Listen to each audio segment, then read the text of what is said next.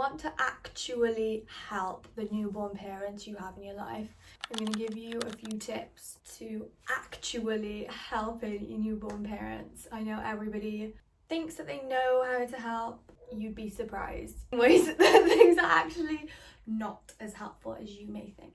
Let's get into my tips of what actually helps newborn parents. Tip number 1, which I found the most helpful when I was in the newborn trenches: bring ready cooked meals for dinner. You would not believe how difficult it is to find 10-20 minutes to whip up a nice meal. Obviously, the more nutritious the better, but I do understand it's more likely that you're going to whip up like a pasta bake or something like that. When you come and see the baby, bring meals, ready cooked meals that you can just chuck in the microwave or chuck in the oven to heat up. This absolutely saved us when people would do this. Honestly, I felt so loved when people would bring food already made or a meal. Honestly, my Bambi would come and drop off those Tesco ready meals.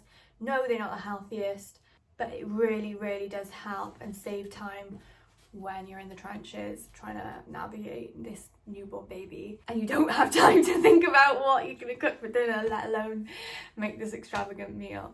Or even just if you don't have time to make a whole meal, bring in food such as oranges, fruit, snacks, things that are easy to grab and eat on the go, because most mothers have got their hands full with a baby on the boob or just sleeping on you at some capacity. Any form of food that is easy to eat and grab, that is so helpful, and I was so grateful to people, and I still am, who brought me those types of foods to eat. Another tip is, I know people are probably offering this with the best intentions in mind. People that offer to come and hold the baby whilst you clean. So for example, your mother-in-law might say, oh, I'll come and have the baby for you while you clean and get errands done. As a first-time mother, you just want to be with your baby. You don't want anyone else to have your baby. You want to have your baby, and you're forming that bond. That crucial bond is forming in those months. So although people offer this in the best interest, bear in mind that the mother and the baby need to be together. So a better alternative to offer is, I will come and do the cleaning for you, or I will come and do the cooking for you. What do you need done? I can go and get that for you whilst you stay at home with the baby. Or what do you need done that you can't do right now whilst you have the baby? This was really helpful when I was in the newborn trenches. People think that what they're offering is nice, but it is nice, but it would be better for you to offer to do the actual jobs that are needed doing instead of offering to hold the baby. My third tip could be quite difficult for people to actually implement into their lives. Those first couple months with a newborn are ridiculously hard, especially for the mother. I'm not bashing the fathers. I believe the fathers are just as crucial to the family dynamic. However, the hormonal changes and the fluctuations that the mother goes at such a rapid rate is insanity. So my third tip is try and get the mother to talk about what is going on for her internally, because if you don't talk about it, there's a lot of shame. As the mother, you can feel crazy. You can feel literally crazy. Whatever does come out, as crazy as it sounds, really try and keep an open mind. Try to remember in the moment, this person is going through extreme hormonal changes at rapid rates. So whatever they may be thinking or feeling might not be logical, but to them it is very real. So try not to judge or have a reaction of like, are you okay? This tip is more for when the baby is in absolute hysterics, will not go down, will not stop crying. Take them in the car. Absolutely, they love the car. They love the movements of the car, the vibrations, the sound. Every time we would take Leo in the car, he used to fall asleep like that. Now it's a bit different because he's older, but 9 times out of 10, if he was struggling to go to sleep, we would take him in the car and like that, he would fall asleep. Obviously, going on a walk outside, that's really helpful.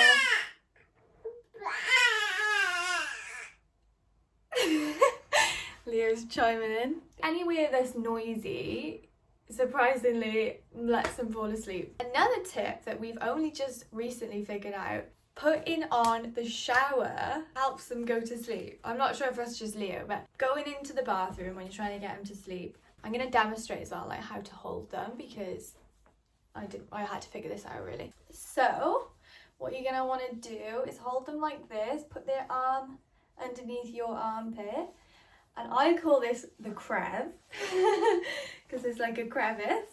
You put their head in the crevice of your elbow. He doesn't like it right now because he's not tired. But yeah, and then you just hold it like this. That tip, lifesaver. When I figured it out, it was actually Harry that figured it out. When Harry figured it out, I was like, yay! This tip is for mobile phones and screen time and stuff like that, and when you're watching TV. I read part of this book I was reading by Gabor Mate. I think it's Hold On To Your Kids or something else. Another book. The biggest detrimental factor of child-parent attunement is breaking eye contact when you're in like a loving gaze. When you obviously have your baby, you'll see what I'm talking about, that loving gaze where you guys are like locked in. If you look away to go on your phone to watch TV and break that gaze, that can potentially damage the attunement. I've done this, it happens. You're not expected to be perfect 24/7, but try and be conscious of keeping that attunement. You can literally feel the bond being created when you're like just staring into each other's eyes. It's beautiful, it's magical, you can feel it being created. Say if you are on your phone and you can feel them looking at you, put your phone down and engage with them. That's what matters most. This tip may seem like a no-brainer. Do not be scared to say no. This is your child, this is your baby. They're not your property, but this is your child and your baby that you're responsible for. If you don't want someone to hold your baby, you can say no. If you want to be selfish, for example, this is my first baby. I don't know if I want any more kids. This could be my only baby, and they're only babies for a very short period of time in comparison to the rest of their life. So be confident in saying, no, actually, I want to hold my baby. A lot of people will comment on how hyper independent I am with Leo, but my mentality is I want to enjoy and absorb this period of him as much as possible. Like, I want to do this. So yeah, I do want to hold him and do a million things. I'm enjoying this. I will ask for help if I need it, but if I don't need the help and I'm fine with doing what I'm doing, I'm gonna do it. You have to enjoy your problems and choose your struggles. If you've read the book Settle Out of Not Giving a Fuck by Mark Morris, I don't know, I think I'm being that, but Mark something. You have to choose your problems. You're gonna have problems no matter what. I choose to enjoy the struggle of motherhood, to be honest. Don't get me wrong, there's times where I'm like, why the hell did I have a child? This is so hard. I've not slept. He's not going to sleep. I absolutely hate it. I hate being the primary caregiver. But then once he's asleep, I'm like, this is great. So yeah, choose your struggles and don't be afraid to say no. Hello, I want to hold my baby. Leo's gonna have to be in this next segment because he doesn't want to be alone, and I don't blame him. So this tip is for couples. Please, please, please do not give up just because you're struggling in the newborn stage. I would be absolutely shocked if there was any couple that did not argue until the breaking point in the newborn stage.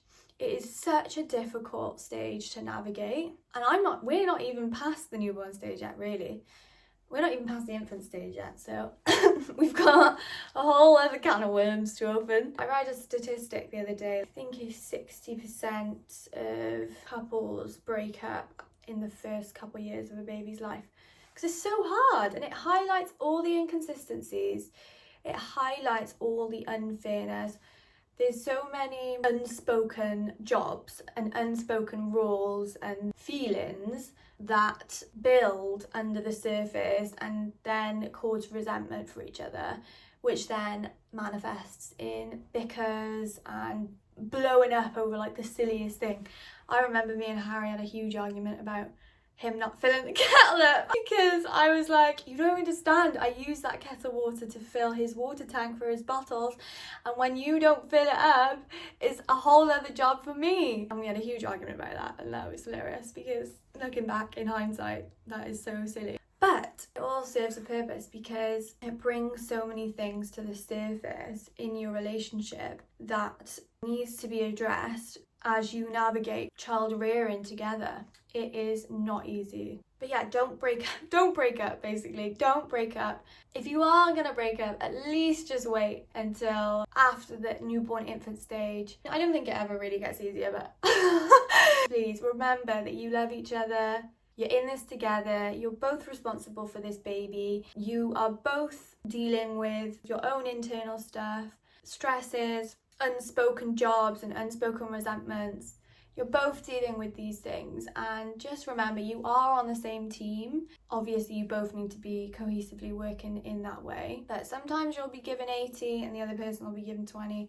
Sometimes you'll be given 50-50. Sometimes you'll both not be able to give anything because you're so burnt out and tired and, you know, exhausted, and that's okay. No one's perfect, but please try and work through it. I'm someone who's a very avoidant attachment style. I will basically jump and leave at the first hurdle because I'm scared of conflict and I don't know how to manage conflict. Obviously I'm getting better at that now with the help of Harry. It does get a little bit easier as time goes on. New things pop up that are harder, but you learn to live with the hard things and you learn to navigate them. Oh, he's so cute. So please just stick it out. Try. If at first you don't succeed, try and try again. That's all for now. I might do like a part 2 if I can think of any more. This is my advice so far. Obviously take it with a pinch of salt, and you don't have to listen to it, but this is what's helped me and what I've realised. So I would love to hear if you've got any advice. Put it down in the comments, or you can message me privately if you don't want to do that. Make your own YouTube video if you want to. Thank you so much for listening. I hope this helps someone. I hope that your newborn journey is as beautiful and magical as it can be. And just remember, you're a good mum, you're a good dad, you're not crazy. What you're going through is absolutely phenomenal and such an intense journey. On a hormonal and cellular level, you are going through so many changes, and anyone who is going through those changes would be absolutely batshit crazy. So don't worry, it's okay. You can be forgiven for whatever crazy thing you do. You can be forgiven, I'm sure. Thank you so much for watching, and best of luck. Love you guys. Bye.